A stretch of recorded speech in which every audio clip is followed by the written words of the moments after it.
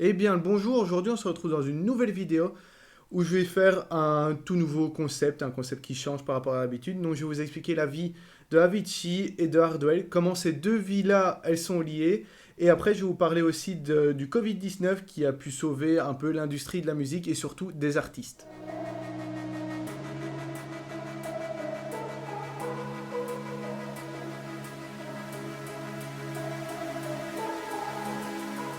Donc on va commencer par Avicii. Donc Avicii, sous son vrai nom, Tim Bergling, est un DJ producteur star suédois. Il est né le 8 septembre 1989 à Stockholm, en Suède. Il a eu une enfance plus ou moins normale, donc comme tout le monde, il n'a rien eu d'extraordinaire. C'est seulement pendant son adolescence, donc au lieu d'aller jouer avec ses potes, soit à la console, au football, ou quelque chose comme ça, et ben lui, il passait tout son temps à produire sur un vieux PC et sur la première version de FL Studio, donc, qui est le programme que j'utilise pour faire mes musiques moi. Alors pendant son adolescence, il va sortir plusieurs musiques sur un blog appelé MySpace, je sais pas si certains d'entre vous connaissent. Donc il sortait plein de musiques sur MySpace, et à un moment il s'est fait repérer avec une de ses musiques appelée Lazy Days.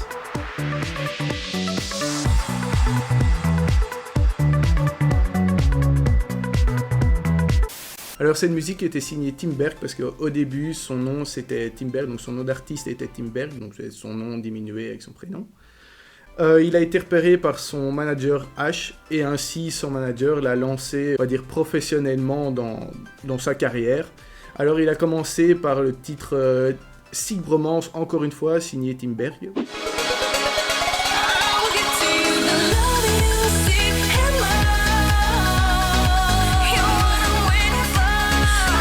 Donc c'est un titre qui nous fait penser à l'été, à tout ce que vous voulez en soi. Moi c'est un titre qui a bercé mon adolescence, on va dire. Ça a été un tube interplanétaire et comme ça on a pu connaître Tim Berg dans le monde entier. Et en 2011, donc après Sick Bromance, il y a le nom Avicii qui est apparu dans le monde entier encore une fois parce qu'il a sorti un titre encore une fois interplanétaire appelé Levels.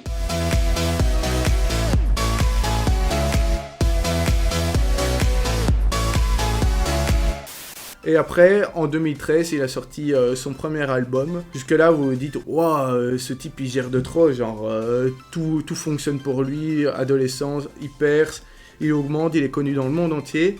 Mais malheureusement, en 2014, il y a eu un tournant, on va dire, dans sa carrière. Il a été hospitalisé en 2014 dû à l'alcool, parce qu'il a eu une maladie qui s'appelait la pancréatite aiguë. Mais là, vous vous demandez pourquoi il était alcoolique ou quelque chose comme ça. Ben, pas du tout, en fait. On apprend que Avicii, c'était quelqu'un de timide et de très introverti. Et donc, il stressait très fort avant toutes ses représentations. Et donc, il devait boire de l'alcool pour se sentir mieux et ainsi être sans stress sur scène et faire des shows de folie. Après cette opération qu'il a eue, il a toujours aimé essayer de diminuer un peu ses représentations parce qu'il en avait énormément. The hottest acts in music. Tim.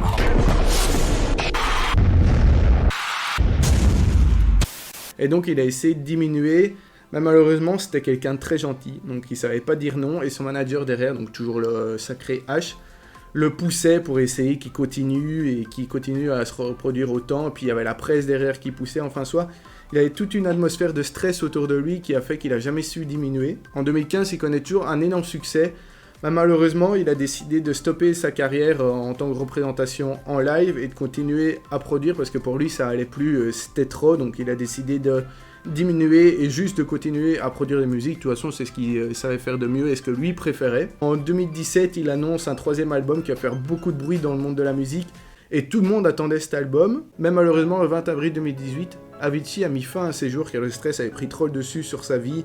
Et c'était devenu invivable pour lui, du coup il a décidé de faire l'acte irréparable. Et d'ailleurs si vous voulez plus de détails sur son histoire, il y a un film qu'il a sorti, un documentaire sur lui, et voici le titre. Du coup voici pour l'histoire de Avicii. Après ça maintenant on en vient au deuxième artiste, on va essayer de la faire plus court parce que là c'était quand même assez long. Donc il s'appelle Robert Van Corput, c'est un DJ producteur aussi connu sous le nom d'Hardwell, donc c'est une star aux Pays-Bas, il est né à Breda en 1988. Alors déjà tout petit, il avait un intérêt pour la musique électronique. Et tellement il était passionné, seulement à l'âge de 14 ans, c'est très jeune, il a commencé à mixer dans des clubs aux Pays-Bas. Donc en 2008, il était toujours dans l'adolescence, il s'est fait connaître pour un de ses bootlegs c'est Show Me Love VSB de Robin S.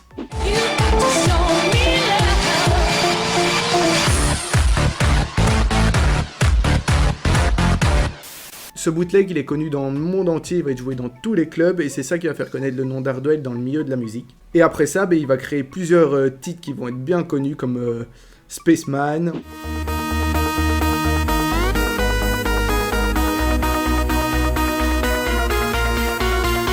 Et encore bien d'autres aussi. Alors la carrière d'Hardwell était déjà très bien lancée et d'ailleurs en 2013, au classement du DJ Mag, il devient le numéro 1 et c'est le premier DJ à devenir aussi jeune le numéro 1 de ce classement.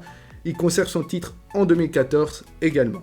Alors après 2014, il conservera plus son titre, mais tout va pour le mieux pour lui car il est toujours considéré comme une légende, voire un des meilleurs DJ producteurs de sa génération. Mais arrivé en 2018, oui, en 2018 c'est la même date où Avicii a mis fin à ses jours, il annonce le retrait de la scène. À ce moment, tout le monde se demande mais pourquoi il a fait ça, tout allait bien. Et là, on se rend compte qu'il y a peut-être eu un lien avec Avicii, donc quelque chose qui lui a tourné dans la tête, qui s'est dit non stop, je veux pas faire comme lui. Parce que Hardwell comme Avicii, c'était un grand DJ, il se produisait énormément par jour, par semaine, par année, tout ce que vous voulez, il avait énormément de représentations à faire. À mon avis, il y a de grandes chances qu'il ait eu un déclic avec la mort d'un de ses collègues dans le milieu et qui était aussi un de ses potes. Du coup, maintenant, on peut faire plus ou moins le lien entre ces deux histoires. Donc en gros, quand on perce assez jeune, on est vite pris dans le marché de la musique et là on fait pas encore les bons choix, on sait pas trop dire non, on veut être la star du truc mais arrive un moment, il n'y a pas de point de retour et donc on sait plus rien faire à part tout stopper d'un coup. Et donc pour conclure, on peut terminer sur des images de David Guetta qu'il a dit suite au décès de Tim Berg qui vont affirmer ce que je viens de vous expliquer. Au-delà de la peine que je peux avoir en tant qu'ami, ça m'a aussi beaucoup touché, comme ça a touché toute ma communauté. Je pense que ça nous a tous chamboulés, ça nous a tous fait réfléchir sur notre vie. Et donc en soi, ici ce qui se passe pour le moment, donc tout ce qui est avec le Covid-19, ça a pu faire réfléchir quelques artistes et aussi faire reposer beaucoup d'artistes surtout. Du coup voilà, donc faut faire attention un peu au monde de la musique qui est très fort et c'est difficile de dire non et de revenir en arrière. Enfin voilà, j'en ai fini avec cette vidéo. J'espère que je vous ai bien appris ce que vous vouliez apprendre. Faites attention si un jour vous, derrière l'écran, vous percez dans le monde de la musique, de pas toujours dire oui, de savoir dire non à certains moments. Sinon, n'oubliez pas de vous abonner, de liker la vidéo, et moi je vous dis bisous les copains!